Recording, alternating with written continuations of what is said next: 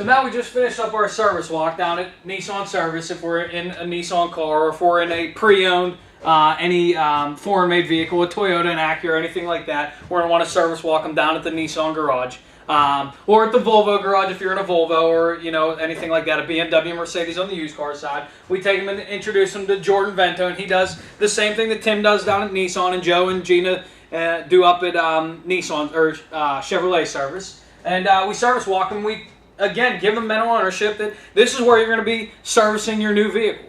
Guys, this is called the service to sales, or the sales to service handoff. Okay, this is where the customer starts getting that feeling of, hey, wow, not only is this guy helping me out selling me a car, he's actually setting it up for me of this is where I'm going to be servicing my vehicle at, and that's so important. And a lot of places won't do that, and that means so much to a customer. So Tim or Gina or Joe or Jordan hand them the business card, and now they have their service advisor's information, right? So we're coming up the hill from the service walk, where they just met their service advisor, and guys, verbatim, this is your question. You look over at Jim or Susie or whoever's driving the car. At this point, I'd probably put Jim back in for the ride back up because he's the primary driver. So we switch off again, and I'm sitting in the back, and Susie's sitting up front, and Jim's driving, and we're pulling up the hill, and I simply say this question to him. It's this simple.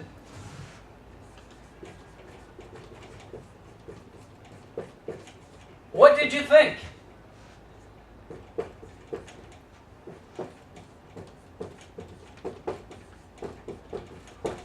Do you like it?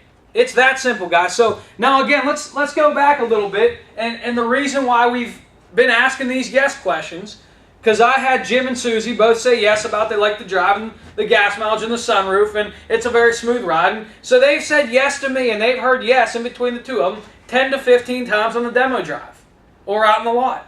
So they're so trained now to say yes. I simply ask this question, hey Jim, what did you think? Did you like it? And Jim says, yeah, I do. Guys, I set that up. I set the answer to that up by asking him all the yes questions on the demo drive. He's comfortable with the word yes. So I said, what do you think, Jim? Did you like it? And he says, yeah, I did. Now, guys, this is called the fork in the road. Okay? This is our sold hold lane. Okay? We're setting up the sold hold tag. This is our sold lane. And Jim says, I said, what did you think? Did you like it? And he says, yeah. And I finish up with this. Yeah, you definitely seemed comfortable driving it, weren't you? And he says, yeah, I was. Okay? Now I asked those two simple questions. What did you think? Did you like it? He says yes. And I said, you sure seemed comfortable driving it, weren't you? And guys, the reason I'm going to say this question is I just want to reiterate to Jim that this is the car for you. Susie, you liked it and Jim liked it. This is the car for you. And they said, yeah, I was comfortable driving it. And I simply say this, because I've given them mental ownership and I've asked them yes questions. I go ahead and tell them right up on the back hill here. I say, go ahead and pull the car right there into our sold line. And out back we have a big sign on the wall that says sold vehicles only. Okay? Guys, this is my fork in the road. This is where I'm going to find out a lot about the sale. Now, because I've asked yes questions, because the guy's taken mental ownership, and because I introduced him to service, just by simply asking him this question of go ahead and pull it right there in our sold lane, I have a 50% chance of him saying yes or a 50% chance of him saying no. And he might be so excited, he might pull it right into the sold lane. And I'm excited. Now, a lot of customers might say, whoa, whoa, whoa, I don't know if it's sold yet. And then as the pro, I just say, hey, not a problem at all. Just pull it 3 spots up, right up there. Guys, it doesn't matter where the sold or the hold lane is. You pick. If you're coming up the back hill and the sold lane's full, okay, make the sold lane down, out back over the hill, wherever you want to make the sold lane is. The question here is just the fork in the road. This is the sold lane. And again, this question can go 2 different ways. I can say, hey, Jim, go ahead and pull it right there in the sold lane. And he can say, all right, cool. And he pulls it right in. Or he can say, oh, I don't know if it's sold yet. And I say, not a problem. And I'm going to find out here why in a minute. And I just say to him, Jim, not a problem. Just go ahead and pull 3 spots up. So Jim either pulls in the sold lane or he pulls 3 spots up.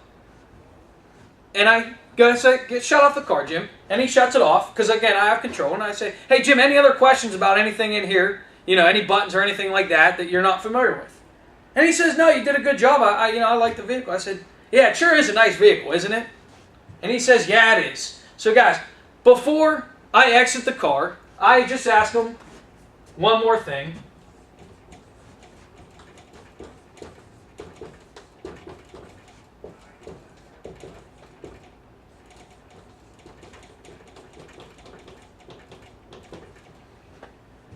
Whether he pulls it into the soul lane or he pulls it 3 spots up, it doesn't matter where he pulls it to. I simply say to him, Jim, any other questions about the vehicle? And I can do this from the passenger seat or I can do this from the back seat, guys. It doesn't matter where you're at in the car. Hey, Jim, Susie, any other questions about the vehicle, how anything works, any other, anything like that? And they say no. And I say to him, sure is a nice car, isn't it? He says, yeah, it is. And he says, yeah, it is because I've trained him to say the word yes. I've asked him 15, 20, 10, I've asked him so many yes questions that all he knows how to do at this point is say yes. And he says, I say, sure it's a nice car, isn't it? He says, yeah, it is. And I say, great, let's go ahead and jump out. And Jim says, oh, here's the keys. I said, no, you go ahead and hang on to those, Jim. And we jump out, and we stand back, and we look at the vehicle. Now, everyone's hot button is a little bit different. It might be the color, it might be the wheels, it might be the lines on the car, it might be the spoiler, it might be the moonroof. Whatever a couple of their hot buttons is, guys, this is what we're going to hit right here. And we're going to get out, and we're going to look at the vehicle. We're going to stand back, and I'm going to say, boy, Jim, those alloy wheels sure do look good, don't they? He says, yeah, they do. Or I say, boy, Jim, that color sure does shine, doesn't it? And he says, yeah, it does. Or I say, boy, that moonroof looks good right there, doesn't it? And he says, yeah, or that spoiler sure looks. Guys, whatever the hot button was, I'm going to ask the guy just one more yes question here. This is like putting the cherry on top of the sundae. This is my final yes question before I pull out my sold hold book, right? So I just simply say to the guy, I say, boy, Jim, them alloy wheels sure look good, don't they? And he says, yeah, they do. Or that color sure looks sharp, doesn't it? And he says, yeah, it does. And then I go ahead and I say, hey, Jim, this is the best part of my job.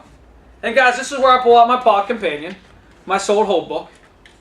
And I say, Jim, this is the best part of my job. And guys, I'm excited about it. He's about to buy a new car. And I say, Jim, this is the best part of my job. And I kind of go like this, and I'm writing Jim's name here and my name here. And I say, Jim, go ahead and put the sold tag on your new vehicle. Now this question can go one of two ways. He might say, okay, great, and he puts the sold tag on it, right? And I'm smiling ear to ear and I'm excited. Or he might say, oh, Dick, I don't know if it's sold yet. And then an objection could come up. He might say, I don't know if it's sold yet. Or he might say, I haven't seen the payments yet, or I haven't seen the numbers yet. No matter the objection here, guys, it doesn't matter what the objection is. Maybe his wife's not here and he says, oh, I don't know if it's sold yet, I got to check with my wife. It doesn't matter what the objection here is. I answer with this, hey, Jim, not a problem at all. But let me ask you this question. And guys, if you don't know this, write this down. Not a problem at all. Jim, but let me ask you this question. If you were to buy a car from Star Chevrolet or Star Nissan, would this be the one? The right color, the right equipment, the right car for you? And Jim says, yeah, this is the right car for me. And I say, not a problem, Jim. Why don't I go ahead and put a hold tag on the vehicle while we go inside and figure things out? Is that fair with you? And Jim says, yeah, that's fair with me. Guys, at this point, I know I have proper selection, and that's all I'm concerned about right now. If I have proper selection, then I'm going to get into the numbers, and I'm going to get into closing the guy and the payments and everything like that. So it doesn't matter what the objection is. If the guy says, whoa, I don't know if it's sold yet. I haven't even seen the payments yet. I don't say, well, Jim, other than the payments, I don't say that. I'm not concerned about that right now. All I'm concerned about is, have we picked out the right automobile? Because, guys, if I don't have proper selection here, it doesn't matter if the payment's $100 a month or $500 a month. If I don't have the right car picked out, if this guy has no interest in this vehicle, then I'm not going to sell him a car.